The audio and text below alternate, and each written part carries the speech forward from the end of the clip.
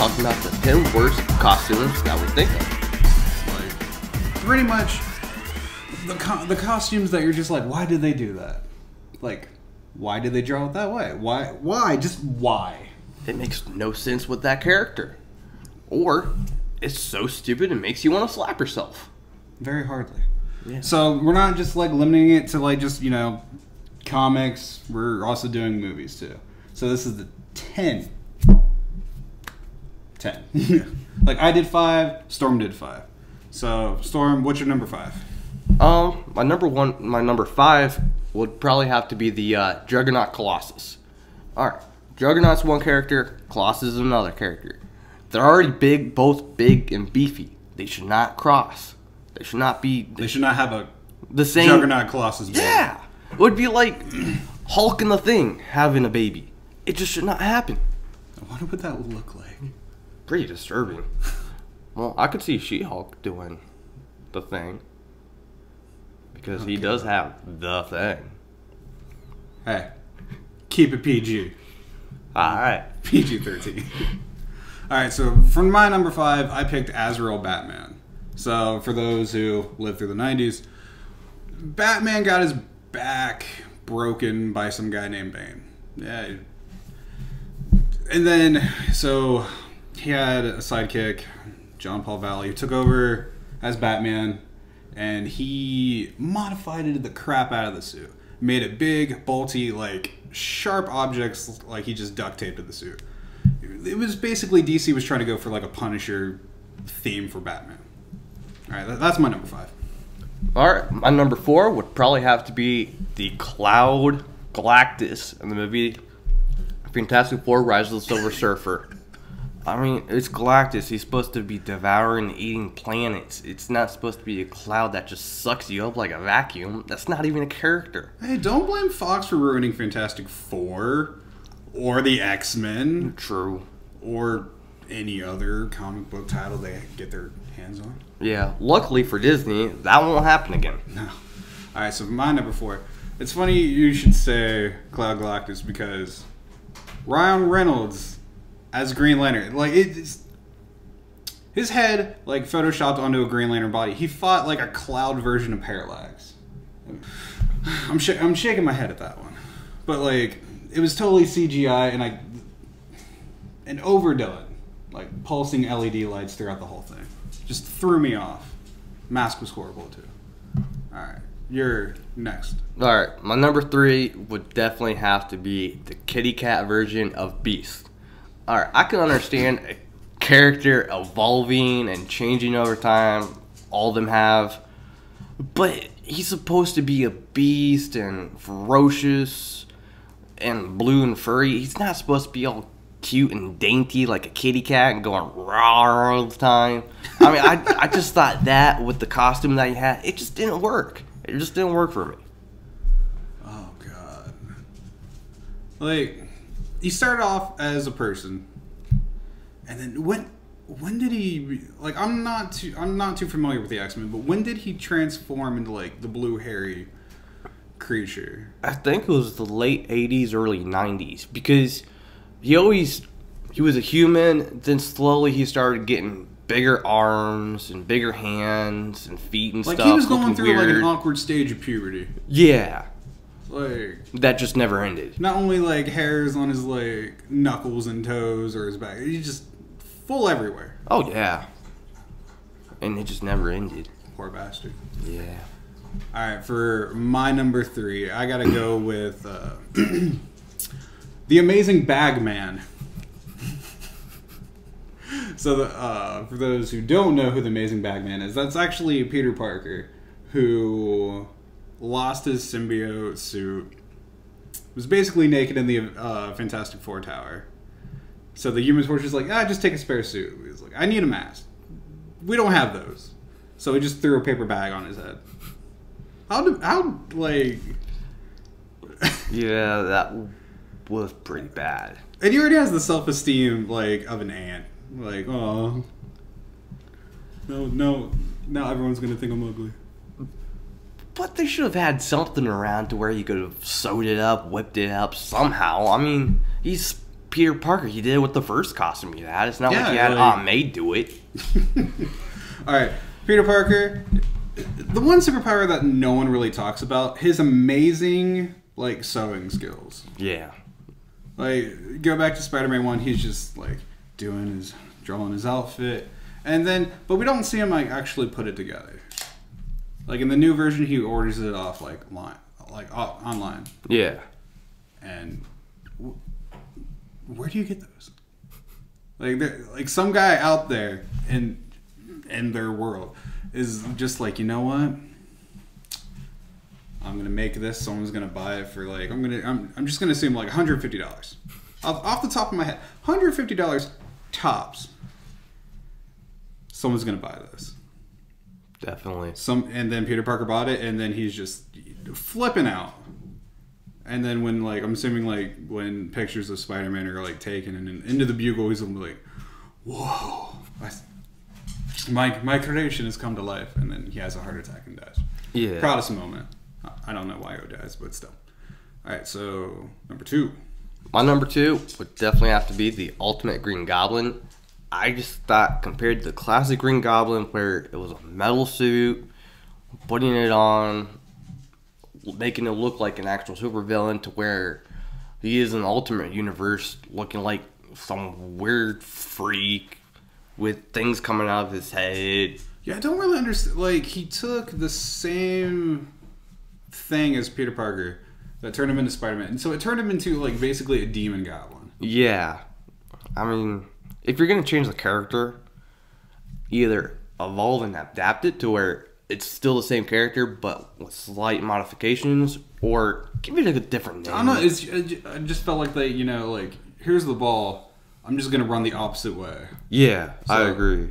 Instead of like the glider, he can jump really high or fly. I don't think so. I'm just going back to like the first couple episodes, like not episodes, Issues? issues, yes, of where he like just grabs Spider-Man, just like takes off with him, and then you finally see like he's just like he only has a green face. Yeah.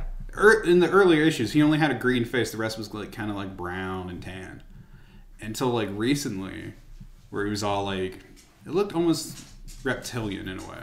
Not too much like lizard. Yeah. But more scaly, demonic, more horns growing out of his Yeah, body. just definitely not a Green Goblin, though. Yeah. All right, so my number 2 is a monster too. All right, Frankencastle. All right, for those who don't follow the Punisher or know what I'm talking about, Wolverine's son killed him. Like, not only did he kill him, not only did he stab, he bludgeoned him and just like cut off chunks of his arm, and like he just like slap chopped him, basically. Just turned him into a shish kebab. So as the Punisher pieces are lying in a gutter, like these monsters, underdwellers like Morbius and Man-Thing, like put them together as a Frankenstein-like creature, and he just like has like braces on his joints so he can move proper. He has like tubes. I think he does have the traditional like bolts around his neck. Yeah. It just didn't work for me, but I was so intrigued by like what happened next. Like I had to pick up like the one shot that had the death of Punisher and the issue following it where he's like kind of walking around this underdweller city just going crazy. All right, moment of truth. What's your number 1? My number 1 would definitely have to be the X-Men and the movie trilogy that Fox created, where they're all in the tight black leather suit. Nowhere in the X-Men universe has that ever made sense. Well, I think it goes back to Batman. So the whole suit was made out of not plastic, but like Polyester. No, it was rubber, basically hard rubber, and the trend did not change. Yeah. From Batman to Batman Returns to like to George Clooney's like bat nipples. It did not change. Nor did it change with like Daredevil. That was another leather costume. Yeah. Or even in the new Nolan trilogy. Yeah. I think that's one trend that I would really like to see end. I agree. I mean, at least with Fantastic Four, it kind of stuck to the original colors and style. I mean, Daredevil was almost dark right to where it was black. It wasn't even close to being what it should have been. Right. I don't think he had horns, or maybe just two little nubs. Yeah. But, I mean, if you have the title of Devil in your name, show us some horns. Yeah. Let them rip. So who's your number one? My number one is a tie. It is a tie between Superman and Superman. Superman Red and Superman Blue. Which, I'm not too familiar with the story, but if you guys know what I'm talking about. Superman got split in two, basically. And he became red and blue. Like, red and white and blue and white. It looked bad. I don't even know the whole story. I just know, like, going to some comic book shops, like, hey, look at new Superman, and there's another Superman. Why are there two? Why are they different colors? I'm waiting for purple and like black to show up. But that just threw me off. Yeah. It's almost like buying a CD and having two alternate colors for no apparent reason. Or like collecting all the variant covers to a comic. Yeah, that's getting kind of ridiculous with some of them. I forget which one's coming out soon, but there's like 20 variants, it seems like. Like, I know Walking Dead, I don't know how many they had, but I know there was like a ton of them. Yeah, and some people would actually buy all the variants. I know someone bought all the variants of that $8 Amazing Spider-Man issue, and it was like $56 just for that. Good God. See, I can understand, like, trying to get that, like, the 1 in, like, 500, like, cases, like, you get, like, Jim Lee did, like, these amazing, like, Before Watchmen covers. Yeah. And I know they were, like, really rare, because he only did so many of them. And on eBay, they're going up for, like, like, over $100, basically. And I know, deep down, I'm never going to buy one. I'm just going to wait for that poster to come out. Yeah. Or just make it myself using Photoshop. I got one question for you. Peter Parker has kind of had a rough couple of months recently. But Peter Parker overall has had, like, kind of a rough life. And Ultimate Spider-Man, he got killed, like, viciously. And an Amazing Spider-Man, he's dead. Or is he? He's floating around like a ghost, like a blue Jedi ghost. Yeah, that's the best way to put it. All right. So Ultimate Spider-Man, he went down like a champ, trying to beat off all of his villains. And then Amazing Spider-Man, like, his mind got transferred into Doc Ock's, like, cancer-ridden body, and still tried to fight Doc Ock and Spider-Man's body. So, my question to you: which Parker had the, like, best, like, last moment? Like, what was the best Peter Parker death? Well, I definitely think that probably the Ultimate Spider-Man would definitely be the best last death. But to go out facing Dr. Octopus, who he's been through so much with, is definitely the best person for him to end with. Maybe not in his body, of course not. But I think that honestly would have been the best person for him to end with in any universe. Yeah. What about you?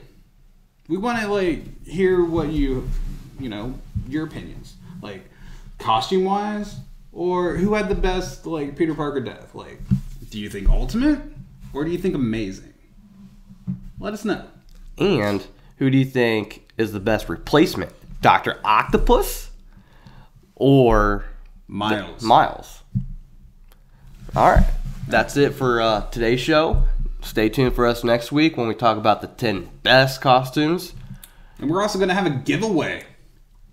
Everybody loves free stuff. Oh, yeah. You can't miss that. So, subscribe, like, follow Geeks Podcast on Facebook and or Twitter. And just, let us know how we did. And the show will improve, hopefully. Maybe we'll get rid of Storm. Maybe it'll just be all me. Maybe we'll throw in a guest host now and then. Now you guys would never want to get rid of me, would you? Yes, we will. All right, then. See you for next week. Peace out.